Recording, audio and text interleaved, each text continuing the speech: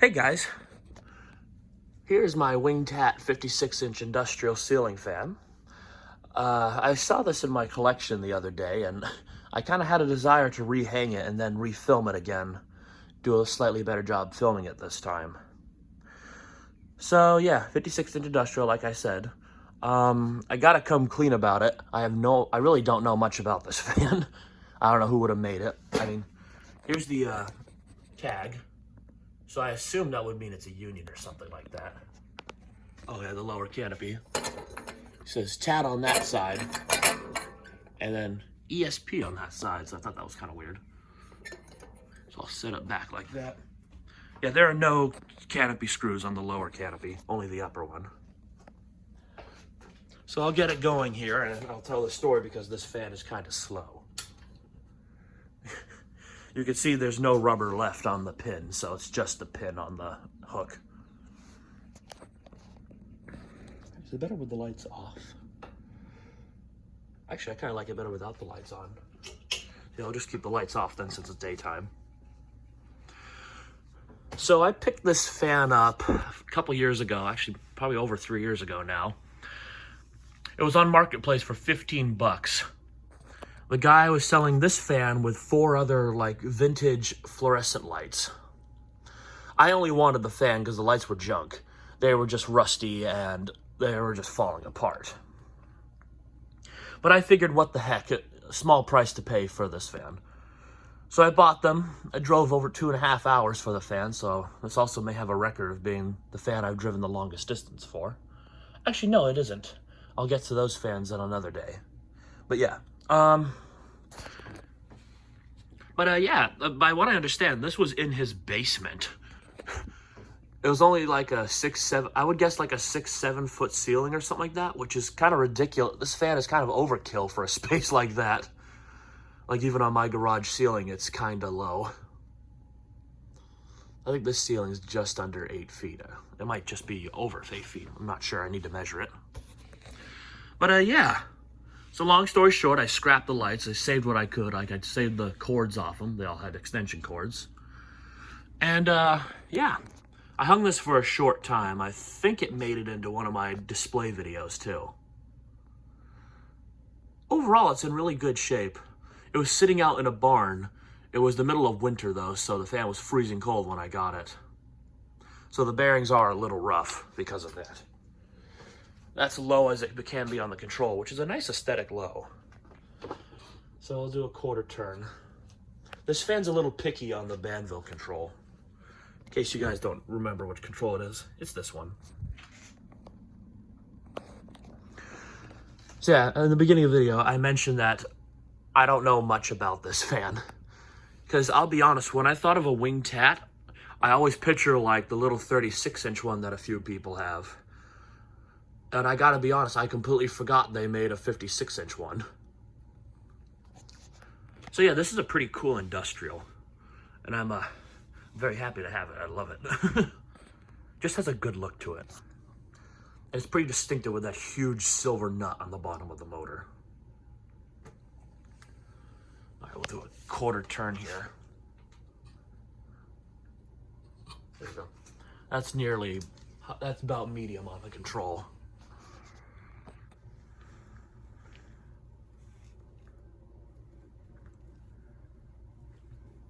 The motor is pretty quiet on it, even though it's on a Vera speed, so that's pretty good. If you hear like something running in the background, I'm just running my car. It's a little frosty out this morning, so I had to defrost it. Getting a decent breeze from it now. Yeah, it's steel bladed, so it takes a long time to accelerate. Yeah, the blades look like they came from like a Can-Arm Pleasant Air or something like that. Or like an Emerson TAT. So I wouldn't be surprised if this guy came from the same OEM as those fans.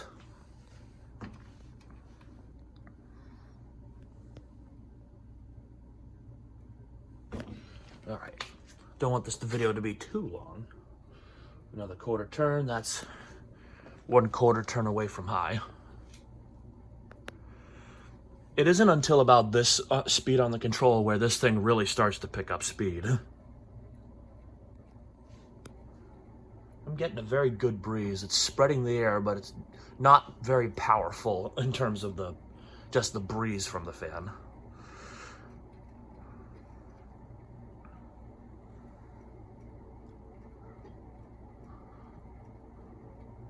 Yeah, this does a great job spreading the air, though.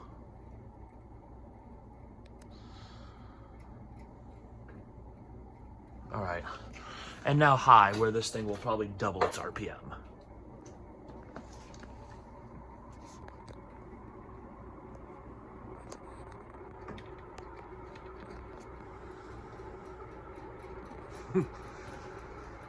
Yeah, this thing really moves on high on this control. So I think in the future, if I keep this hanging here, I'm just gonna switch it out with a different speed control. As you can see, there's no set screws either, so it's literally just a cotter pin. This thing is literally just hanging on cotter pins. So only a little sketchy. Don't worry, that cotter pin is secure. I made sure of it. Famous last words.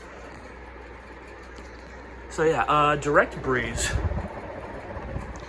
Not very good, I'm gonna be honest. It's not great.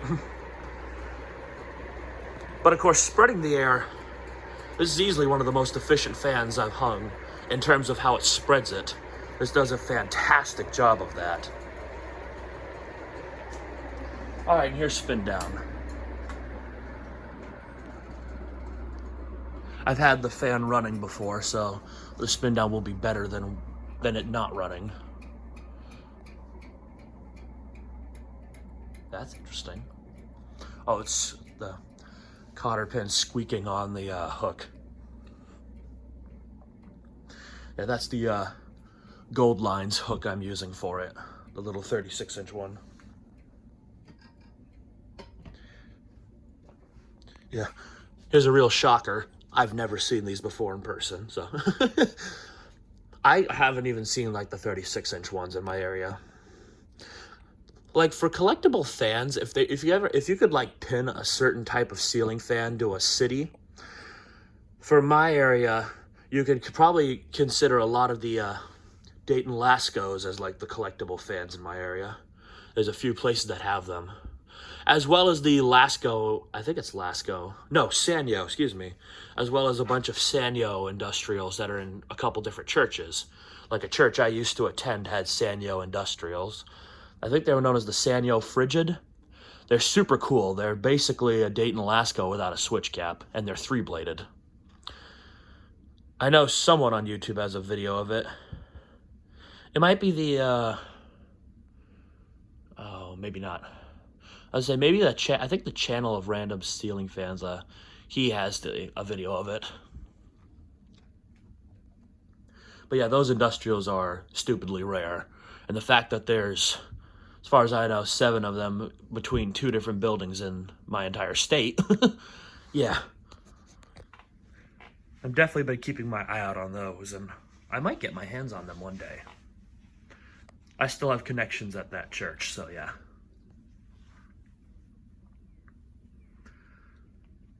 Yeah, the bearings aren't awful on the fan, despite being a little scratchy. At least it still has a decent spin down. You can thank the big, heavy steel blades for that.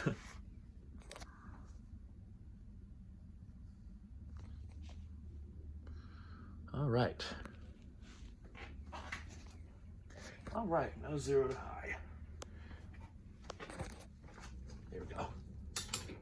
Ooh, there we go. Yeah, I don't like how it moves every time. I'm not used to that yet.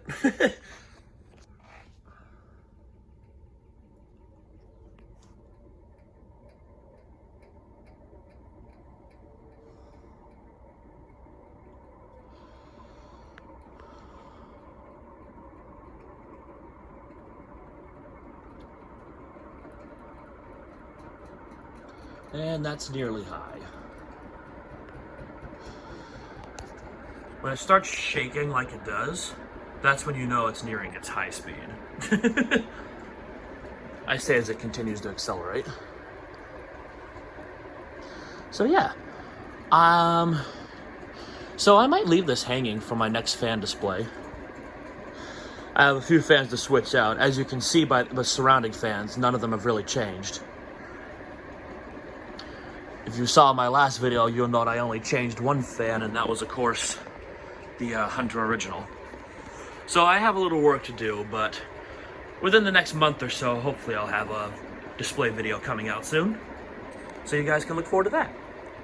But for now, thanks for watching and have a good day.